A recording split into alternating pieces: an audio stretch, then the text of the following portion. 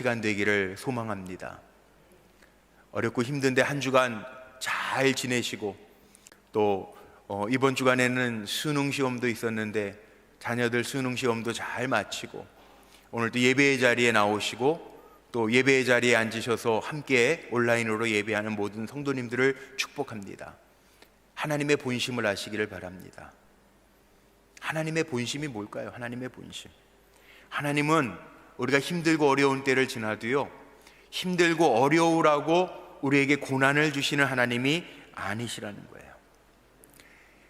에레미야 애가서는 5장으로 되어 있는데 요즘에 성경들 보면 잘 설명이 되어 있죠. 예레미야 애가서는 주전 586년에 유다가 바벨론에게 멸망당하자마자 예레미야 선지자가, 애가예요, 애가. 슬픈 노래라고요. 슬픈 노래. 하나님 앞에 탄식하는 거예요. 그런데 이 5장으로밖에 이루어지지 아니한 예레미야 애가서를 읽다가 보면 처음에 1장 1절서부터 그렇게 슬프도다 이 성이요 예루살렘이 멸망하고 멸망 바로 직후에 탄식하는 것 같은데, 낙심되어졌는데 하나님의 백성을 하나님이 버리셨나? 예레미야가 힘들어서 지쳤는데, 그런데 오늘 3장 말씀에 가면서부터는 바뀝니다. 그래서 예레미야 애가서를 보면요, 탄식의 노래도 있지만, 버림받은 것 같은 탄식의 노래도 있지만 바뀝니다. 소망의 하나님을 바라보는 이야기로 바뀌어집니다. 그 바뀌어지는 이유가요, 하나님의 본심을 알면서 이야기의 내용이 바뀌어요. 우리의 삶도 마찬가지예요. 오늘도 예배의 자리에 나오신 성도님들 가운데 일일이 입으로 고백하지 못해도 힘들고 어려웠던 분들이 있을 거예요. 낙심한 분들이 있을 거예요. 근데 오늘 이 자리는, 하나님의 말씀이 들려지는 이 자리는 낙심되고 어렵고 지쳐있는 이들에게 하나님의 본심을 알게 되고 하나님의 본심을 알아서 새롭게 일어날 수 있는 자리가 되기를 소망하고 축복합니다. 제가 그렇게 내려올 때 기도하고 내려왔어요. 하나님, 오늘 말씀의 제목처럼 하나님의 본심, 하나님의 마음을 우리 성도들이 알고 다시금 힘내서 일어나게 해 주옵소서. 소망의 하나님을 바라보게 해 주옵소서. 우리 오늘 찬양했잖아요. 우리 찬양단이 찬양해 준 것처럼 하나님 나를 한 번도 실망시킨 적 없으시고, 지나온 날들 돌이켜보면 하나님 함께 하신 흔적들이 있는데 왜 염려하십니까? 왜 두려워하십니까? 왜 여전히 우리는 인간적으로 계산하면서 하나님을 제한합니까? 하나님 무한하신 하나님이에요. 부모도요, 자녀들을 기르면서 자식들이 참 이게 부모의 마음을 잘 헤아려주면 좋을 텐데, 철들기 전까지는 자식들도 부모의 마음을 잘 헤아리지 못해요. 우리 교회도 마찬가지예요. 우리 성도님들의 자녀들 가운데 자녀들 놓고 기도하시는 분들이 많이 계세요. 엄마 아빠 마음은 그렇지 않은데 아이들이 속색일 때 엄마 마음, 아빠 마음을 조금이라도 이해해주고 느꼈으면 좋겠는데 그 못 느끼고 반항도 하고 탈선도 하고 그럴 때가 있어요. 근데 그게 자녀들만 그래요? 우리도 그렇잖아요. 우리가 하나님의 자녀인데요, 하나님의 마음을 헤아리지 못하고 낙심하고 낙담할 때도 참 많아요. 일하다가도 낙심해요. 하나님의 부르심을 받아서 주님의 일을 감당하면서도 눈에 보이는 환경과 처지의 영향을 받고 낙심하는 이들도 있어요. 오늘 말씀해 보니까 예레미야 선지자도요, 자신이 낙심될 때를 오늘 말하는 것부터 시작이 됩니다. 오늘 읽은 말씀의 18절부터 시작하는 거 보니까 그래요. 왜 그러냐 하면 구약성경에 수많은 선지자들이 나오죠. 예언서들이 많아요. 근데 예언자들이 나오면 이스라엘 백성들이 좋아하지 않아요. 왜 좋아하지 않냐면 예언자들, 이 예언이라고 하는 게 미리 예자가 아니고 이 맡을 예자를 쓰거든요. 한자로. 하나님의 말씀을 맡아서 증언하는 사람이 예언자고 선지자예요. 그러니까 이스라엘 백성들이 잘못할 때 그들을 책망하러 보내진 사람들이 예언자예요. 그러니까 예언자들은 이스라엘 백성들이, 유다 백성들이 안 좋아해요. 그래서 목사님들 세계에서도 그런 비교를 할 때가 있습니다. 목회하는데 어느 목사님은 예언자적인 성향을 가진 목사님, 제사장적인 성향을 가지신 목사님, 그렇게 분류하기도 해요. 뭐냐 하면 예언자 선지자의 성향은 뭡니까? 하나님의 말씀을 맡아서 직언하는 거예요. 잘못된 거 잘못됐다고 책망하는 거, 이게 예언자적 사명이에요. 제사장은 뭐예요? 제사장은 백성의 모든 죄를 끌어담고, 그리고 그 죄를 하나님 앞에 아뢰는 거, 다 싸매어 안고 들어가서 하나님 앞에 제사하는 거, 이게 제사장적 사명이에요. 어느 게 좋은 것 같아요? 사람들에게는요, 제사장적 목회자가 좋을지도 모르지. 왜? 힘들고 어렵고 낙심하고 실패한 거 다 싸가지고 하나님 앞에 아뢰는 제사장적 사명은, 우리가 그 하나님과 세상을 이어간다 그럴 때 이 프로페트, 이 제사장이라고 하는 단어가 다리 역할을 하는 거예요. 하나님 앞에 나아가서 아뢰는 거라고요. 그런데 선지자는 하나님의 말씀을 맡아서, 야, 너 이거 잘못됐어, 우상 숭배하지 마, 돌이키지 않으면 멸망해, 이 얘기를 해야 되니까 백성들이 싫어하잖아요. 어느 책을 보니까 그렇게 제사장적 성향을 가진 목회자, 예언자적 성향을 가진 목회자 구별되어 있더라고요. 사람들은 제사장적 사명을 가진 사람, 이 보기에 따라 달라요. 우리 장로님들도 그래요. 장로님 되면은 교회 함께 이렇게 동역하면서 우리 장로님들도 함께 저랑 당회 준비도 하고 내년도 준비도 하고 하거든요. 동역자들이에요. 근데 장로 그러면은 장로님들도요, 제사장적 장로님이 있고 선지자적 장로님이 있어요.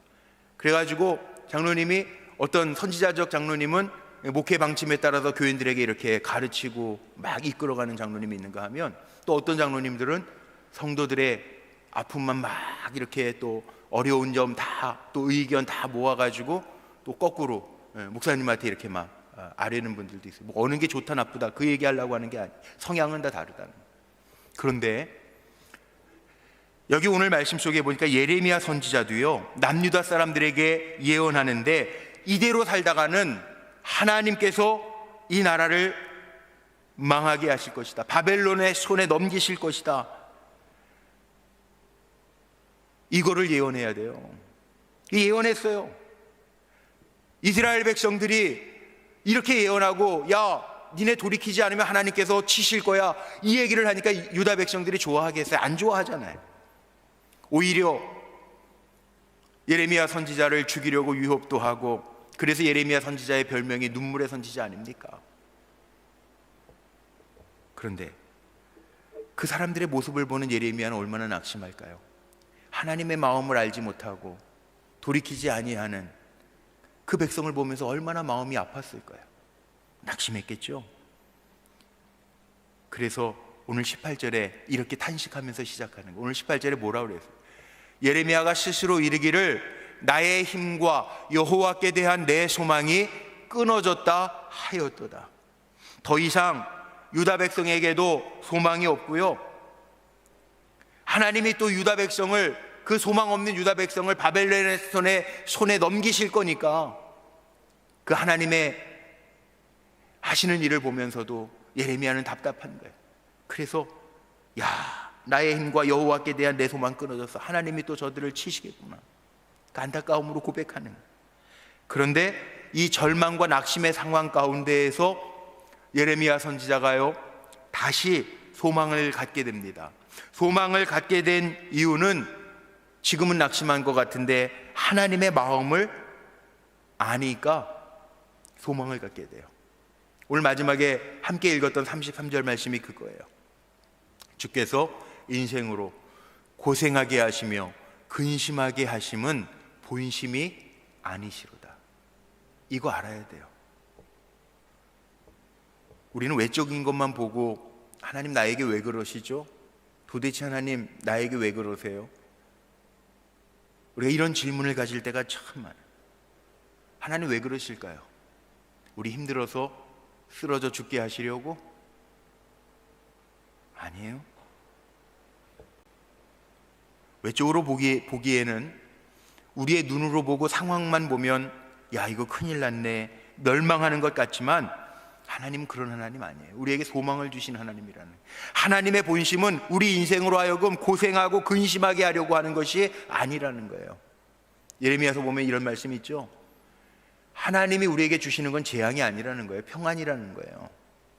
하나님은 우리가 생각하는 것보다 훨씬 하나님의 생각은 깊고 높다는 거예요.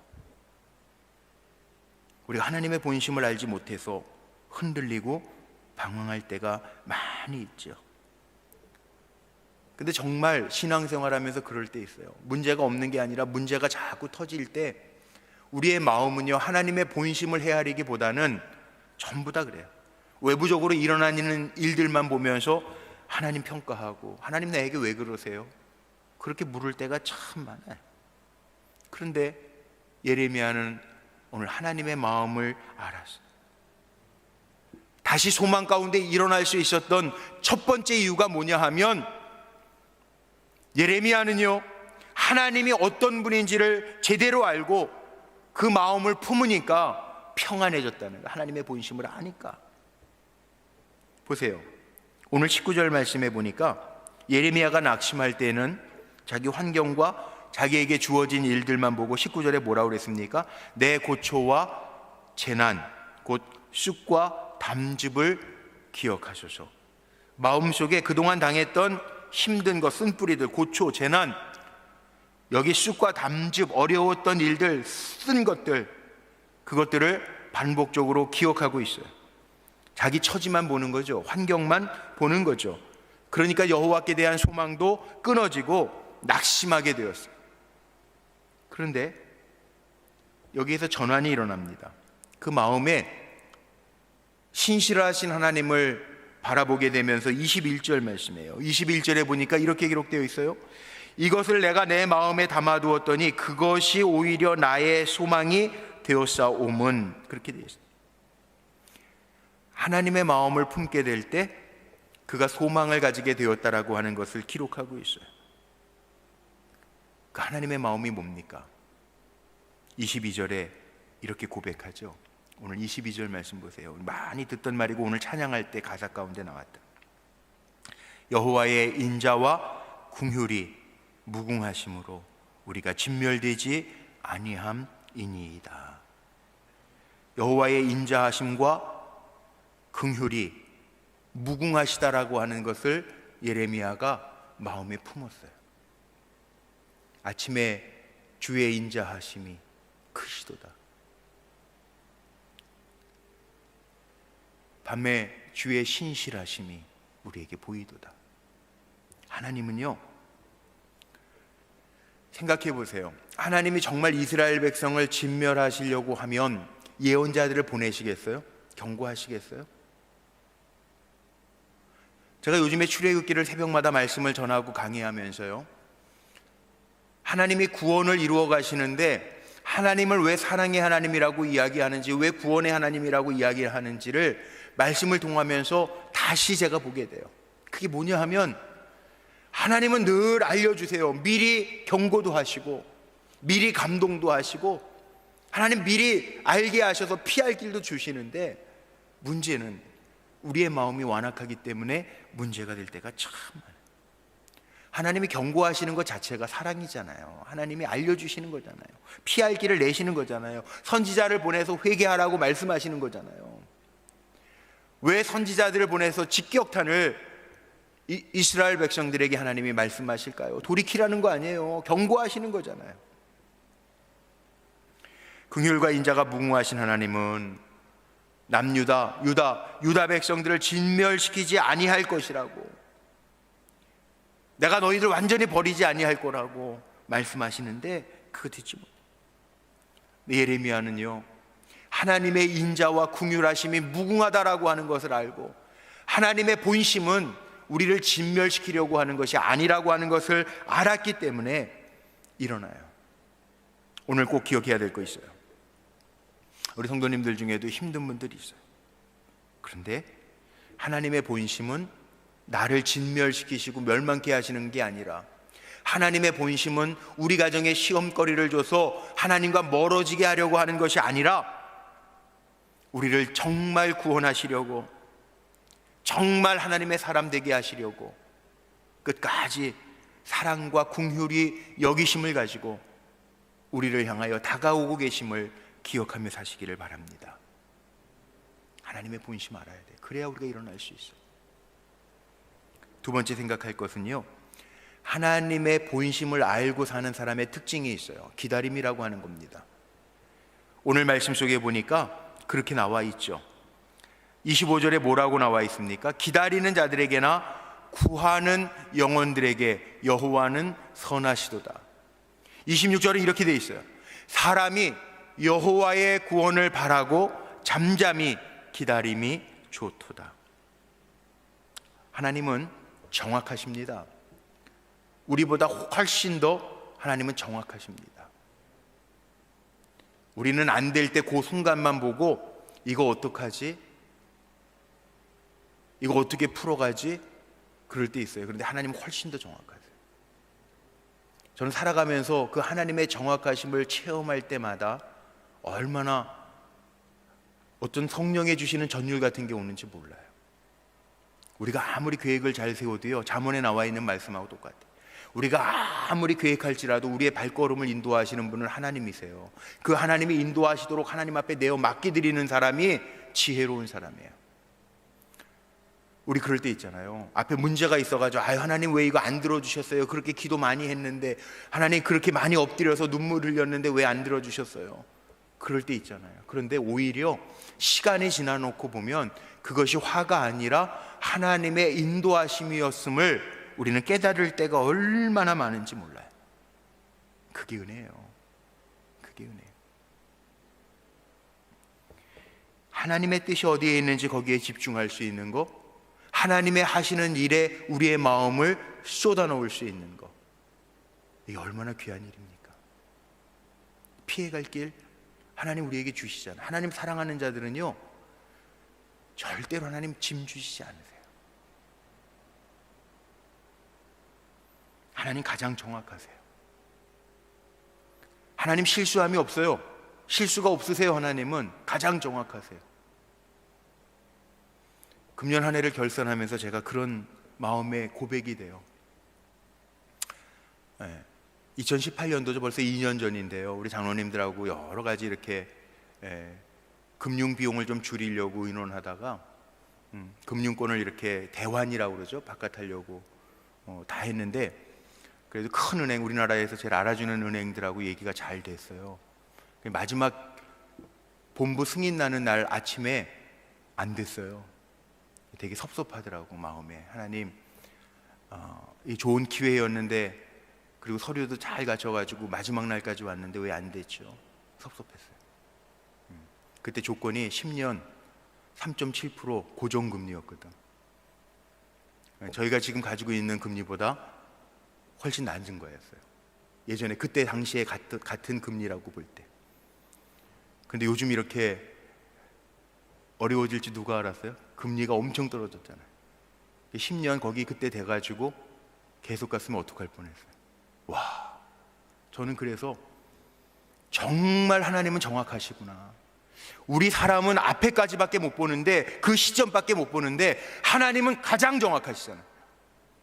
저는 우리 성도님들의 삶 속에도요, 제 목회 속에도 그렇지만 우리 성도님들의 삶 속에도 정확하신 하나님이 인도해 주시는 은혜가 있으시기를 축복합니다.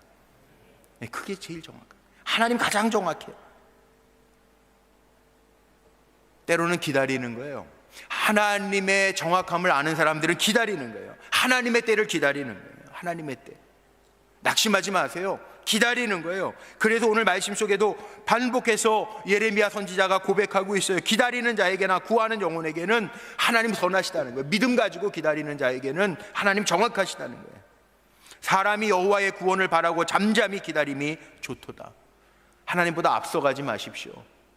아무리 인간이 지혜로워도요, 사도 바울이 고린도전서에서 그렇게 고백합니다. 아무리 사람이 지혜로운 것 같아도 하나님의 미련함보다 못합니다.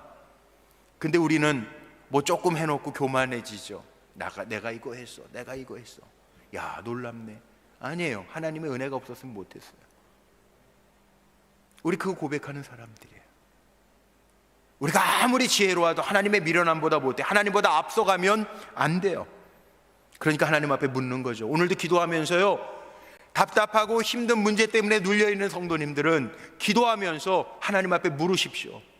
하나님, 이게 도대체 어떻게 된 일입니까? 하나님, 어떻게 할까요? 건강에 문제가 있어서 하나님 앞에 기도하시는 분들도, 하나님, 이렇게 약함이 저에게 왜 임했습니까? 하나님 알려주세요. 그리고 가장 정확하신 하나님의 인도함을 받게 해 주옵소서. 기도하면서 치유받는 은혜가 임하시기를 주님의 이름으로 축복합니다. 하나님 신실하세요. 하나님 참 신실하세요. 구별하시고 신실하세요. 출애굽기를 제가 한두 번 읽었겠어요. 그런데 요즘에 새벽에 출애굽기를 읽으면서 제 마음에 하나님 주시는 도전이에요. 하나님은요, 다 똑같이 사는 것 같지만 아닙니다. 하나님 우리의 중심을 보시기 때문에, 우리의 마음을 보시기 때문에, 하나님의 본심을 이해하려고 하고 주님의 마음을 가지고 살려고 하면 하나님 출애굽기에도 그렇게 말씀하셔요. 어떻게 하셨는지 아세요? 구별하셨어요. 이스라엘 땅에는 흑암의 재앙 속에서도 하나님 빛을 비춰주시고요, 하나님의 백성 이스라엘 백성에게 피할 길 주셔서 문설주 임방에 어린 양의 피를 바를 때 패스오버 넘어가신다. 하나님 구별하신다고요. 출애굽기에 나오는 10가지 재앙들을 보십시오. 우박 재앙이 있는데 이스라엘 고센 땅에는 재앙이 없었더라. 다 똑같은 거 아니에요. 주님의 마음을 가지고 하나님의 자녀로 믿음을 가지고 기다리며 살아가는 사람들에게는 성실하신 하나님, 신실하신 하나님, 그 하나님이 역사하시고 구별하실 줄로 믿습니다. 그러나 우리가 낙심하고 절망할 때는요, 기다리는 게 쉽지 않아요. 제가 목회하면서 우리 성도님들 뵈면요, 어려울 때 그런 분들이 있어요. 목사님 너무 힘들고 어려우니까요, 기도도 안 나와요. 그런 분들이 있어요. 우리 불꽃교회도 있었어요. 얼마나 힘들면 그럴까.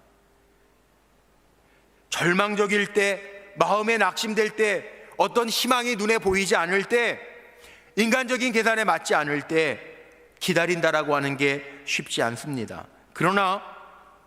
그렇지만 그러할 때에도 하나님의 구원을 기다린다라고 하는 것은 하나님의 사랑과 긍휼과 성실하심을 믿는 믿음으로 말미암는 겁니다.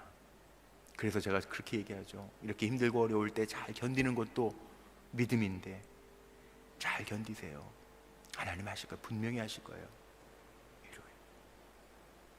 오늘 26절에 그렇게 나왔죠. 사람이 여호와의 구원을 바라보고 잠잠히 기다림이 좋도다.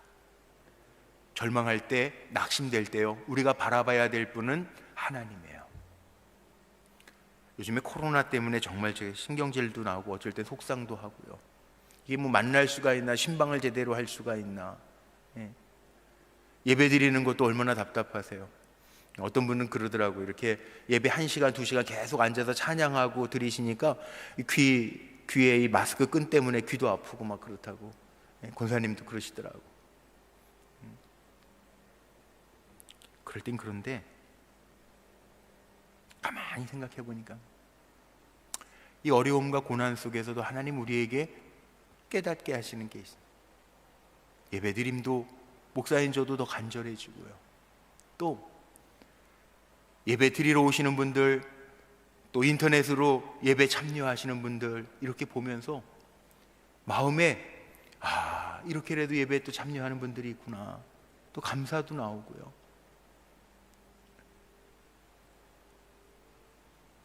쉽지 않은 시간들 살아가면서도 잘 버텨주는 거 감사한데, 이렇게 힘들고 어려울 때 정말 주님의 본심을 알려고 기다리는 사람들은 다르다는 거죠. 그래서 마지막 세 번째는요, 우리가 하나님의 본심을 알려고 하는 것 자체가요, 우리가 더 성숙해지고 있다라고 하는 사실이에요.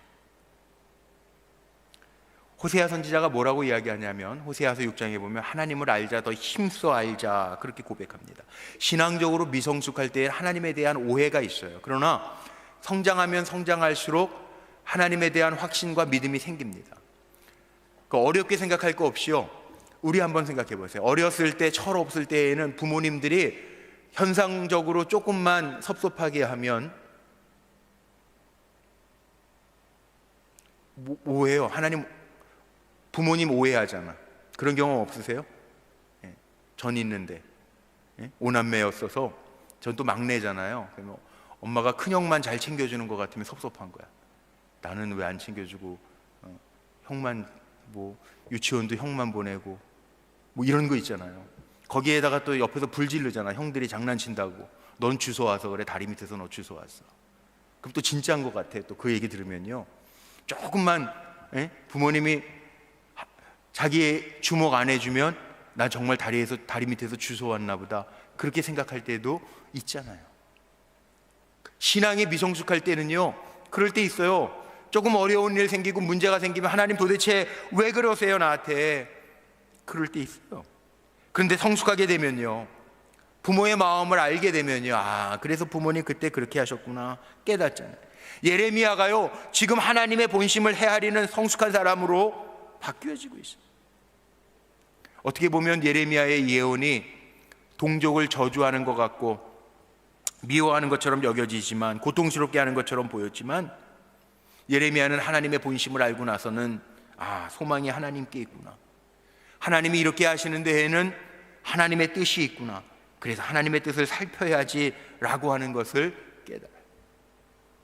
자, 오늘 이제 말씀의 결론을 내리고 기도하죠. 중요한 게 있습니다. 우리는요, 신앙생활을 왜 하는 거냐 그러면 주님을 더 닮아가기 위해서 하는 거예요. 하나님의 자녀이기 때문에 사도 바울이 고백한 것처럼 그리스도의 장성한 분량에 이르도록 우리는 날마다 말씀으로, 기도로 경건해지고 거룩해지면서 나아가는 거예요. 하나님, 나를 향하신 하나님은 오늘 말씀 속에 나와 있는 것처럼 하나님은 인자하시고 하나님의 긍휼하심은 무궁하도다. 그거 기억하면서 그 하나님을 믿고 의지하면서 나아가는 거예요. 하나님 우리를 치셔서 죽게 하신 하나님 아니에요. 고통 중에 몰아붙이셔서 고통스러워서 악소리 나게 만드시는 하나님이 아니에요. 하나님 우리를 더 새롭게 하시고 소망 중에 주님을 바라보게 하시면서 일어나게 하시는 좋으신 하나님인 줄로 믿고 사시기를 바랍니다. 그래서 오늘 기도하면서 하나님의 본심을 깨닫는 지혜가 우리 성도님들에게 있기를 소망합니다. 고난의 자리에 하나님 내버려 두시는 게 아니라 그 고난의 자리에서부터 구원의 자리로 옮겨가시는 좋으신 하나님이 나의 하나님이심을 고백하며 그 인도해내시는 하나님의 손길을 느낄 수 있는 기도의 시간이 되기를 간절히 소망합니다. 하나님 선한 하나님이래잖아요. 하나님의 마음 본심을 깨달은 예레미야는 그렇게 얘기하죠. 하나님 선하시대요. 기다리래요. 하나님의 방법을 따르래요. 하나님 선하신 하나님이래요. 가장 정확하신 하나님이래요. 우리의 삶이 근심과 고통에 있을지라도 오늘 33절 말씀의 결론은 그렇게 내리지 않아요? 하나님의 본심은 그게 아니라, 고통과 근심 가운데 내버려 두시는 것이 하나님의 본심이 아니시라는 거예요. 근데 우리 하나님의 본심을 몰라서 좌절하고 낭망할 때가 참 많아요. 오늘 기도하면서 주님의 마음을 더 알기를 원합니다 기도하며 우리 불꽃교회 성도님들은 주님의 마음을 더 닮아가는 믿음의 백성들 되시기를 주님의 이름으로 축원합니다.